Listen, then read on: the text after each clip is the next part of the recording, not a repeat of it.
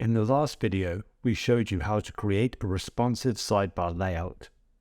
In this video, we're going to look at how to create a sidebar layout where the sidebar collapses to the bottom of the page like this whenever the user opens up the app on a mobile device.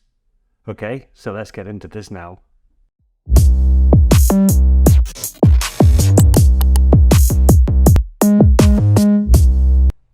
Right, so starting with the sidebar layout that we made in the previous video, you can see that when I shrink this sidebar layout down to the mobile device, this automatically moves the sidebar to the top of the page.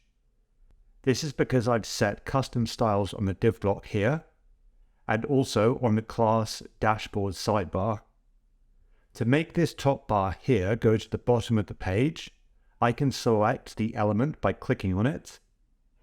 I can then expand the Flex Child options and open up the alignment and order options. I can then set the order on this div block to last. This will move the sidebar to the bottom of the page.